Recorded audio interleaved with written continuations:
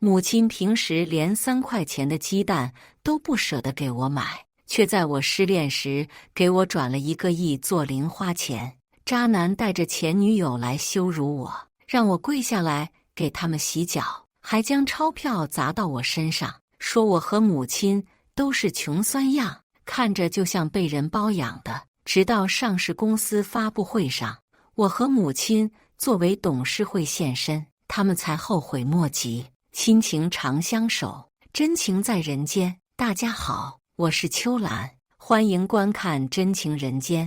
我偷偷溜进母亲的房间，就要给她放母亲节礼物，却意外发现了一份价值1000亿的公司合同。顺着合同上公司的名字，我拿手机搜索了过去，发现那竟然是一家在国外有名的上市公司，而董事长正是母亲的名字。我有些震惊，这还是一碗面条都要分成3餐吃，连个鸡蛋都不舍得买的母亲吗？就在这时，母亲给我发来了短信：宝宝，家里最近困难，这个月生活费就不能给你了。我迟疑了片刻，敲了敲键盘问他道：你是不是去搞传销了？不要做什么诈骗的事情。他回了个放心的表情，我才松了一口气，觉得那份合同只不过是在开玩笑，不是真的。就在这时候，一个电话打进了我的手机，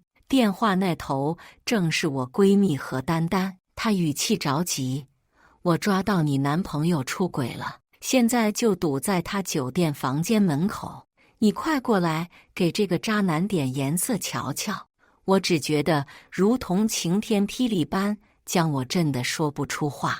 我和男友是所有人眼里格外般配的一对，就连平时都不怎么吵架，他对我就像24孝好男人一般温柔体贴，怎么会出轨？我急忙按照闺蜜给的地址打车来到了酒店，顺着照片找到了房间号，站在房间门口，听到里面传来的娇喘声，我才相信男友是真的出轨了。闺蜜替我打抱不平，一脚踹开了房间门口，冲进去就拿着手机对着2人的脸拍，我也紧跟其后，直到看见男友方修泽慌乱的脸，才彻底地心冷。他是谁？方修泽看到我后，原本慌乱的脸又转回了平静。这是我一个妹妹，她刚到这里还不熟悉，让我带她开个房间住，我和她没有什么的。听到这漏洞百出的话，我更是失望。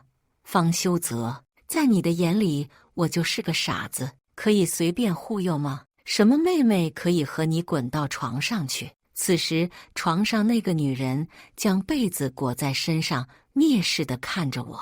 你就是修泽说的那个穷光蛋女朋友？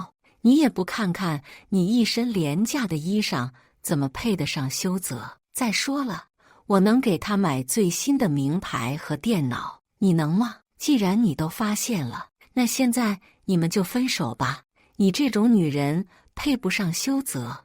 我嘲讽看向方修泽，你也觉得我配不上你是吗？方修泽眼神微闪，似乎在想如何和我解释，但对上我略微嘲讽的目光，却是带上了些恼怒。男人出轨偷吃都是正常的事情，你至于这么斤斤计较吗？我跟着你真是3天饿5顿，人家给我送的礼物都是昂贵的名表和服装，只有你送我的都是你自己织的廉价手工艺品，拿出去都不好意思。我没想到我之前熬了几个通宵给他织的手工品，在他眼里就跟垃圾一样。只见他讥讽地看着我，看在我曾经和你在一起的份上，你给我们洗一次脚，我就给你100块钱如何？说着还从一旁的钱包掏出了几张100块砸在我面前。闺蜜看不下去了，一巴掌拍到方修泽的脸上，你这个渣男，给你做那是抬举你，也不看看你自己配不配，就你那双臭脚1毛钱都不值得，还敢叫依依给你洗脚，贱不贱？我看着他这副丑恶的嘴脸，丝毫不敢相信这是曾经自己爱过的人。片刻缓解心情后，冷冷开口道：“既然你那么看不起我，在一起也没有意思，就这样分手吧。”女人嗤笑道：“早就应该分了，看不出你还有点自知之明，知道自己是一个什么货色。”看着他们两人嚣张得瑟的面孔，我目光微沉。我向来就不是什么好欺负的人，难道他们以为我就会这么放过他们吗？回到我的房子，我火速将方修泽在我这里的东西全部扔了出去。之前便和方修泽一起租了个房子生活，现在分手了，既然就要断个一干二净。刚扔出去没多久，我的门口就被敲响了。打开门就看见气急败坏拎着东西的方修泽，只见他看我的眼神满是愤恨。莫一，这个房子当初租的时候写的是我的名字，你有什么资格将我赶出去？我也没了好脸色。虽然当初这个房子写的是你的名字，但是这些房租都是我交的，你说我有没有资格将你赶出去？方修泽嗤笑道：“就算房租是你交的，又怎么样？当初签房的合同填的是谁的名字，就是谁的房子。你现在还不快从我的房子里滚出去！”说着，就当着我的面将电话打给了房东阿姨。房东阿姨很快便来到了，听清楚情况后，二话不说便对方修泽说：“虽然当初合同上填的是你的名字，但是租金都是莫一交的，所以这套房子的使用权还是莫一。”方修泽不服气，认为合同是具有法律效力的。他去了法院备案，让律师给我递材料，准备开庭。我看着那份状告正头疼的时候，又接到了母亲给我打来的电话：“宝宝，后天就是母亲节了，不如我们一起去旅游吧。”我揉了揉发痛的额头，心不在焉地应付母亲：“妈，等过段时间再说吧。我现在住的这个房子出问题了，人家要告我。”我将事情一一道来，全部告诉了母亲。母亲呐了一声，明显很惊讶，但随后又安慰我道：“闺女，你别担心，这个房子是妈给你买的，尽管去法院，我就不信还能把这房子收了。”我明白母亲这是在变相的安慰我，毕竟这个房子的房东我已经见过了，怎么会是母亲为我买的吗？所以我并没有相信他，只是简单的应对了他几句后便挂了电话。只是我没有想到，就在晚上，房东阿姨就将房产证拿到了我面前。“莫一啊，这个房子原本就是你妈给你买的，只是怕你以后不勤快，所以让我来做房东，假装把房子租给你。”说着，从兜里掏出了一张银行卡，塞进我的手里。这张银行卡里面放着的都是你交上来的房租，我都没有动过。你最近不是要和男朋友打官司吗？就拿这些钱去打。我心里隐隐感动，以为房东阿姨只是找个借口想要帮我打官司，只是接过房产证翻开时，却经得手都拿不稳了。房产证上面业主的名字赫然就是我的名字，这栋房子真的是我的。我想起之前在母亲房里发现的那份上亿合同，不由得怀疑不会是真的吧。也就在这时，手机突然来了一条短信，打开一看，却是不敢相信自己的眼睛。银行卡进账1亿元，母亲给我发来了短信。其实我原本闲着无聊开了一家公司，只是我没想到他那么争气，现在已经在国外上架了。一直没有告诉你，是怕你以后不敢好好读书，但是居然让你被渣男看不起。现在我给你打一点零花钱，拿去好好让他们看看，我的女儿也是他们能够欺负的吗？我心里五味杂陈，被这破天的富贵给砸晕了头，看着镜子中灰头土脸的自己，决定好好的打扮一下。于是当天我就去了商城，走进奢侈品店时左看看右看看，迟迟不知道选择哪件购买。哟，穷光蛋也配来这里买东西，也不看看自己的身价和这个商场配不配。顺着声音望过去，便看见了方修泽和之前在酒店见到过的女人。原本盘旋在我身旁的柜姐看到女人后，两眼发光，殷切地上前问候，完全没有刚才面对我时冷漠。张月小姐，你怎么来了？不和我说一声？上次你看到的新款包包已经准备好了，我现在就马上过去拿给你看看。我有些不满，你本来是服务我的，现在看到他来就立马换人。你们做专柜的就是这个样子的吗？柜姐不屑地看了我一眼，轻蔑道：就你这个穷酸样，也见不得能买得起包包，在这里转了3、4圈了，都没有拿下一款，你还好意思来这里要我服务你？张月手指绕着发丝，面露讥讽道：你还真是够不要脸的，不给人家冲业绩，又想要人家服务。幸好修泽没有看上你，不然跟着你过的那都是什么穷日子。方修泽脸上满是掩饰不住的厌恶，与其将你的钱拿去买这些奢侈品，你还是想想怎么打我们的官司吧。我看着他这副善变的面庞，只觉得当初自己是瞎了眼了，怎么会看上这种男人？我指着一旁专柜里陈列的几十款包包，朝着柜姐笑道：既然你说我看上去就像没有钱买的，那么这些全部都给我包起来。这话一出，全场的人都震惊了。方修泽脸上闪过难看，看向我的目光仿佛在看一个神经病。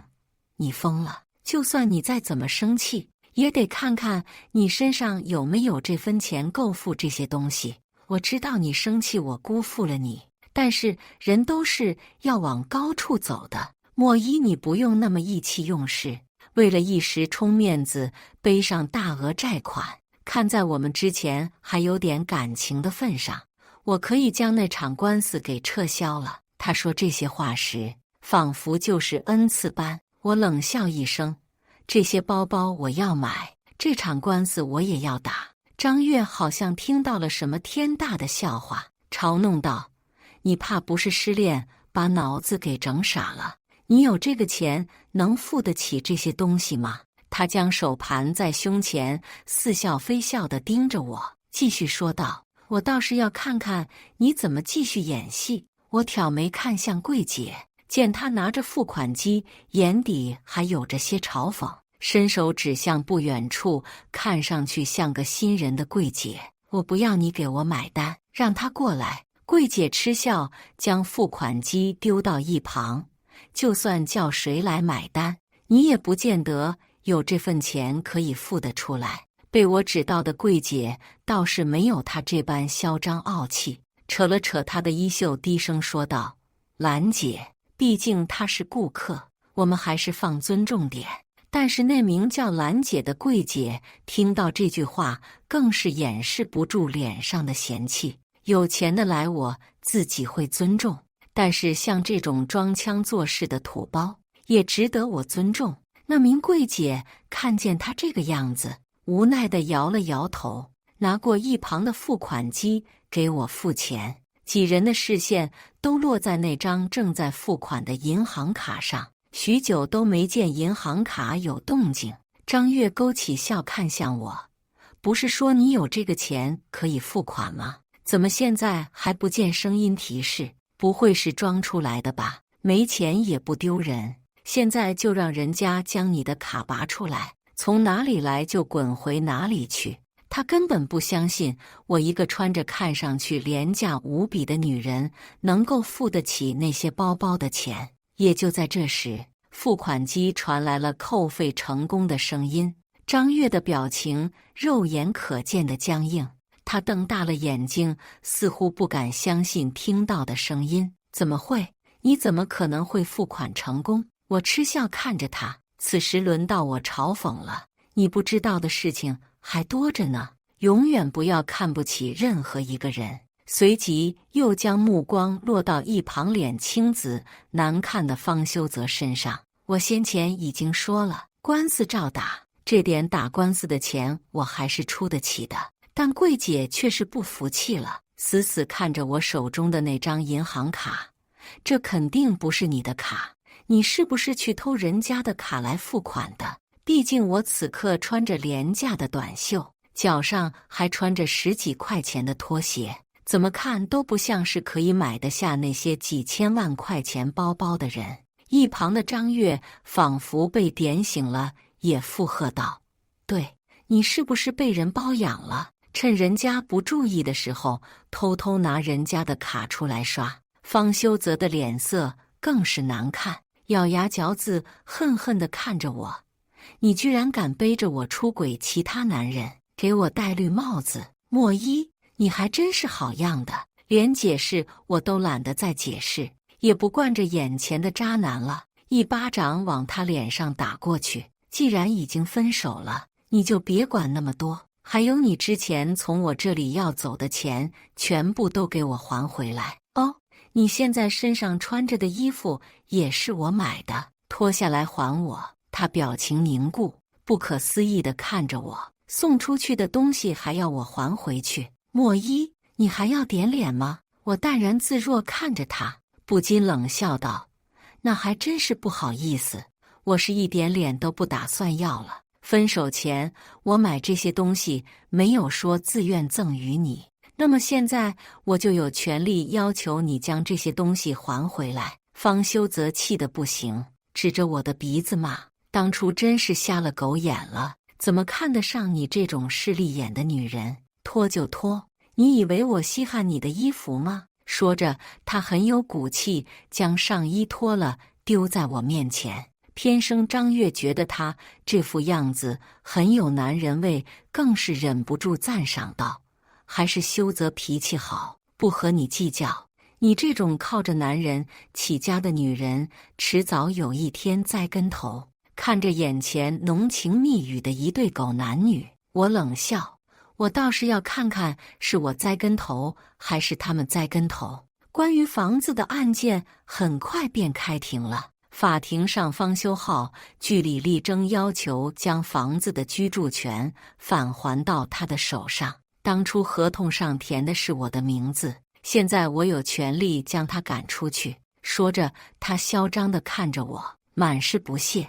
你以为你交的那些租金就有用了吗？还不是为我做嫁妆。只见我律师有条不乱地整理着手中的文件，看向法官。按理说，房东是可以管制租客的吧？这个问题一出来，所有人都愣了愣，显然不太明白他的意思。但紧接着，我的律师就将手中房产证打开，晾在他们面前。这个房子的名字上面写的是我方被告的名字，那么按理说是有绝对的权利去管理这个房子的归属权的。这话一出，只见方修泽瞪大了双眼，不可置信地看着那红本，甚至顾不得自己还在法庭上，就冲过来抢过律师手上那本房产证，将房产证翻出来，看到是我的名字后，脸色瞬间煞白。怎么可能？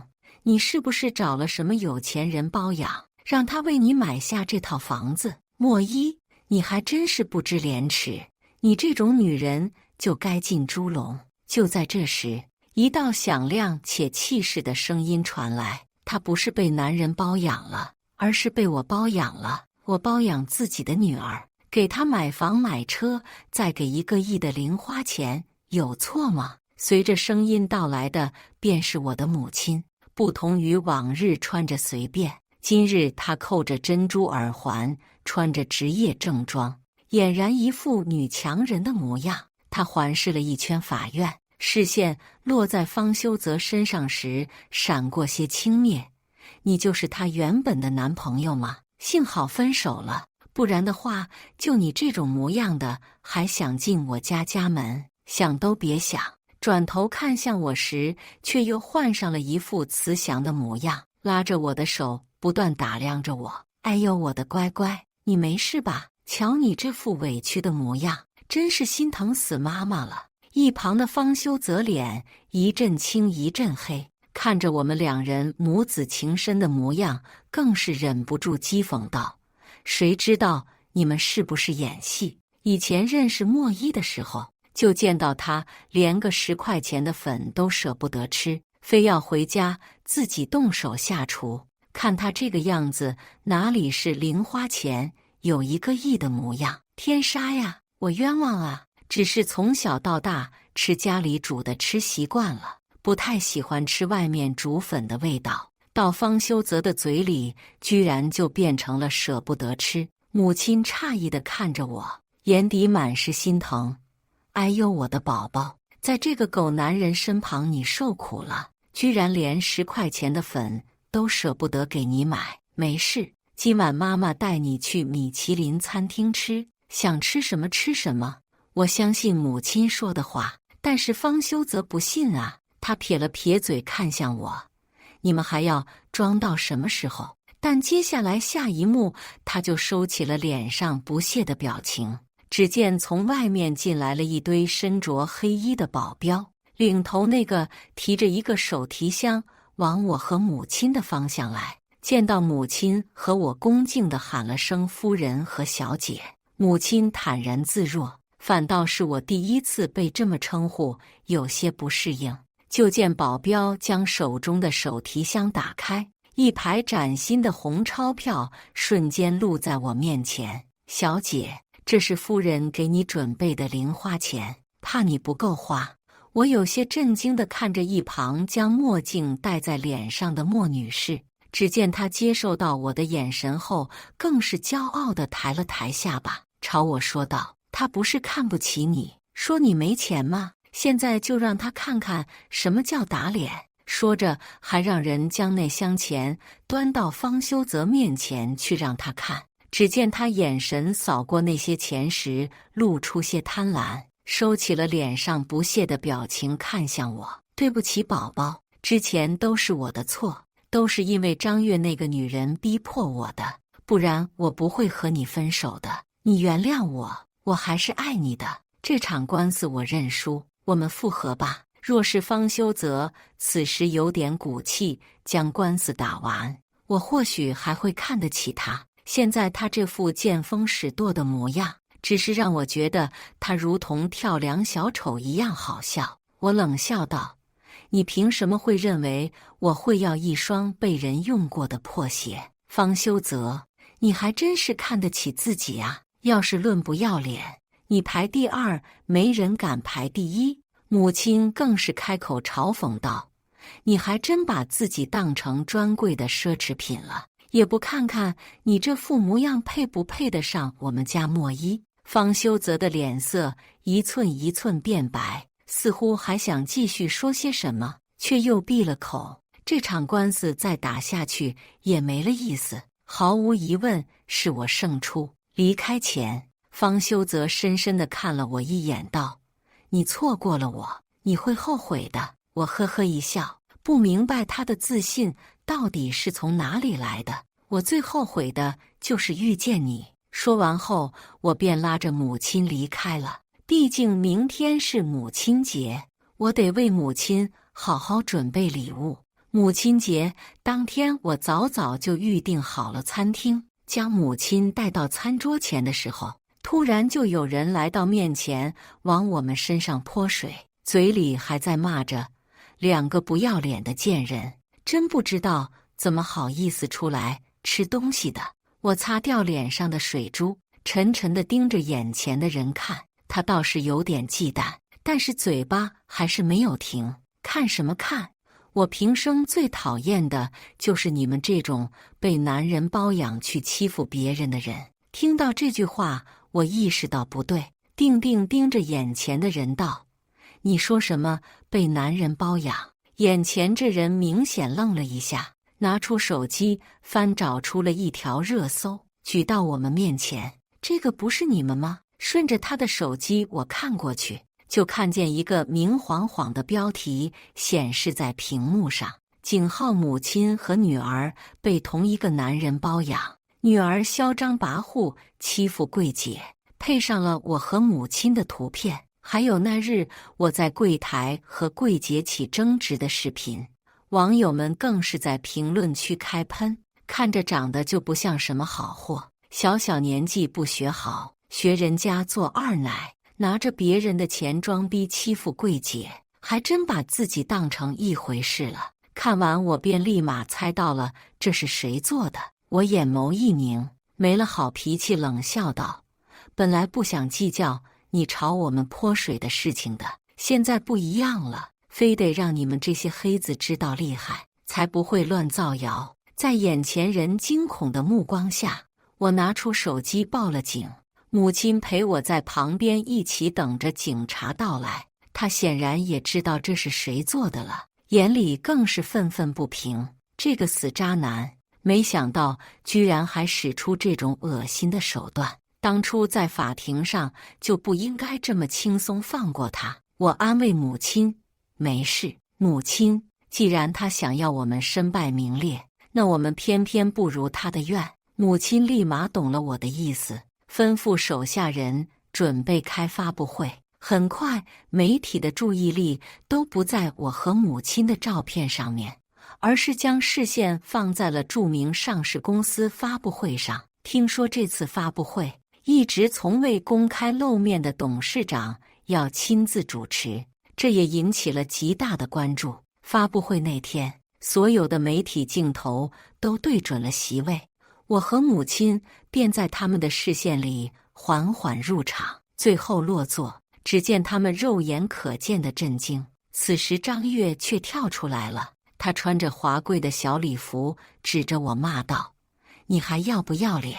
那是董事会应该坐的位置，怎么可能是你能坐的位置？还有你旁边那个穿搭极土的女人，就是你妈吧？自己丢脸不算，还要带自己的母亲来丢脸，你还真是清新脱俗啊！此次发布会的嘉宾都是特别安排过的，所以不仅张月参加了发布会，就连方修泽也被我们想尽办法弄了进来。果然，就见不远处坐着的他缓缓站起来，看向我们：你们真的够了！上次在法院拿出一堆假钞来玩，很有意思嘛，现在又故技重施了。但接下来我就走到他面前，狠狠地甩了他一巴掌。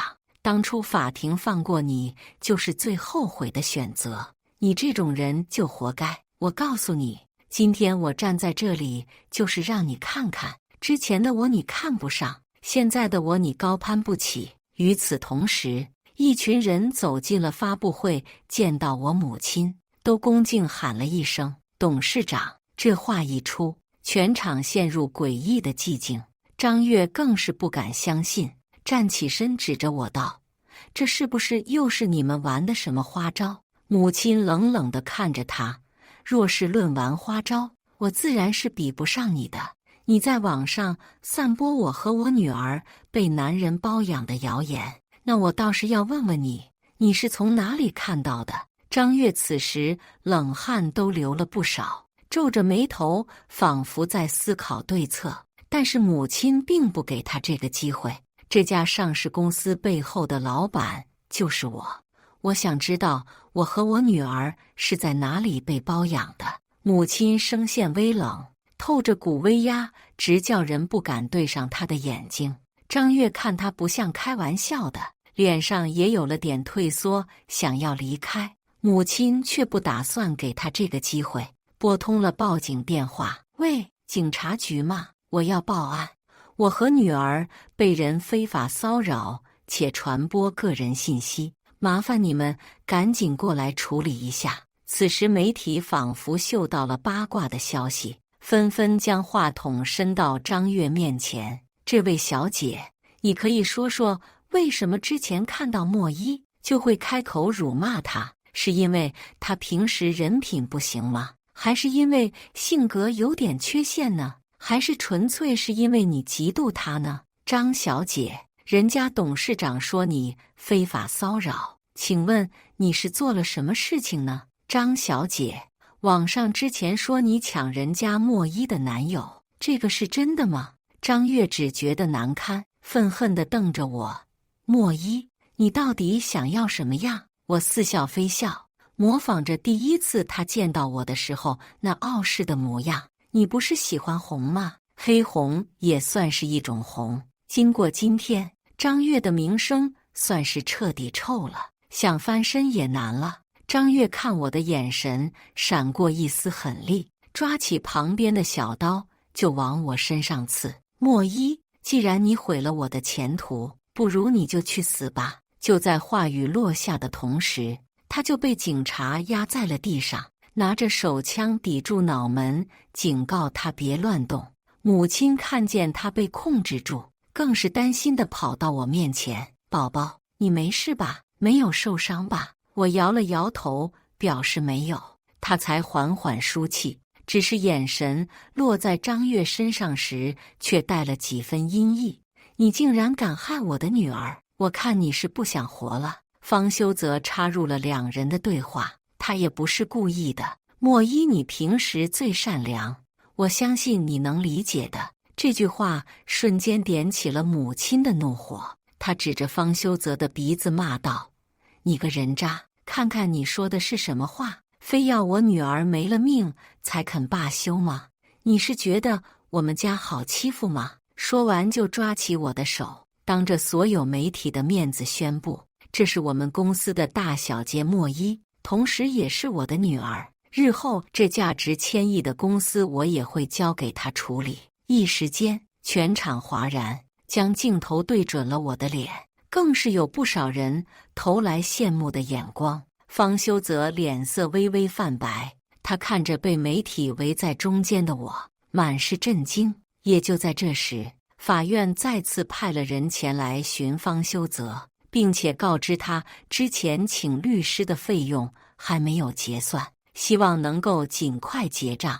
可方修则前几个月早就将身上的钱给花完了，也没有稳定的工作可以给他提供经济来源，早就成了穷光蛋一个了。更别提现在怎么能掏出那么多钱来将费用给结清了。他的目光转到我的身上，眼里露出些哀求：“宝宝，之前的事情我都知道错了，现在我已经改过自新，你能不能先帮我出了这钱，往后我会还你的。”我嗤笑道：“你拿什么还我？那你那1文钱不值的青春吗？之前把你看成宝，就是我瞎了眼睛。”看向一旁还站着的一些警察，我挑眉道：“这里还留着一个垃圾，你们怎么还不把人给拉走？”警察将方修则和被压在地板的张月给带回去调查了。不查不知道，一查吓一跳。方修则早年参与过贩毒，还常年在黄毒边缘徘徊，参与了缅甸诈骗相关的事情。而张月也不是什么名媛小姐，而是社会底层的捞女，更是不只有一个金主。这一事情曝光出来后，引起了一波轰动，大家都在骂这两人不要脸，同时又表现了对我的同情。当初我就觉得他不是什么好货，现在看上去果然如此。可怜人家莫一小姐姐，幸好没结婚，不然就要被祸害了。而此时被大家议论着的，我正坐在豪华游艇上，听着著名音乐家的钢琴曲。母亲坐在我身旁处理公司文件，我拍了拍她的手，将准备好的一条金项链递到她面前。妈，哪天忘记祝你节日快乐了？母亲眨了眨眼笑道：“那要不现在不急我。”我将金项链扣到她的脖子上，朝她笑道：“母亲节快乐，妈妈我爱你。”感谢大家的观看，欢迎大家在下方评论区讨论。如果你喜欢这类故事，记得点击订阅《真情人间》，并分享给更多的人，这会对我帮助很大。再次感谢大家的观看。